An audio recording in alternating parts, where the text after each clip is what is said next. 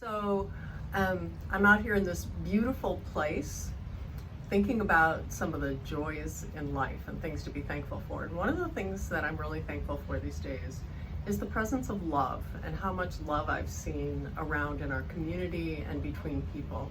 And it makes me think of one of the most familiar passages of Scripture, which comes from 1 Corinthians 13.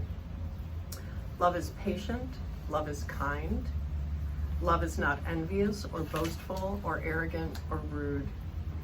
It does not insist on its own way. It is not irritable or resentful. It does not rejoice in wrongdoing, but rejoices in the truth.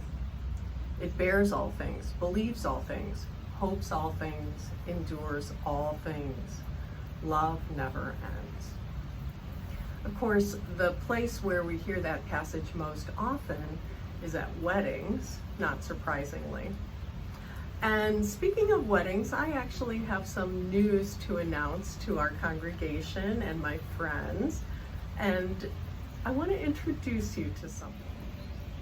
So I want to introduce you to my fiance, Roland Fellows. We became engaged last Saturday, and I want him to tell you a little bit about himself.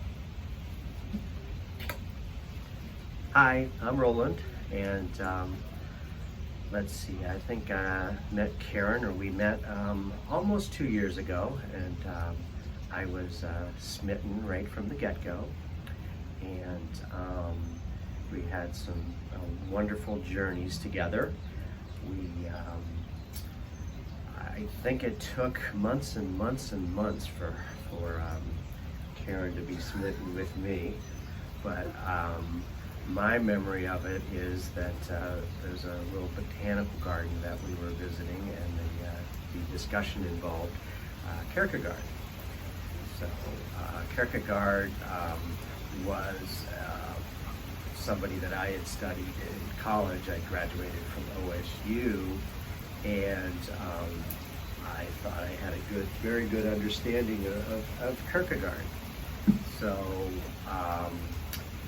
part of the discussion, to make a long story long, was that I felt, Kierkegaard was an existentialist, and I didn't give any credit for any Christian background whatsoever.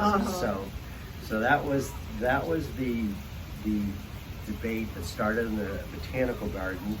I think it ended on 495 outside of Boston, and I think according to Karen's story, she'll say she was smitten in the botanical garden, but I think it was on 495 when we pulled up Stanford EDU, and then I admitted in an argument that I was wrong. He was wrong about Kierkegaard. So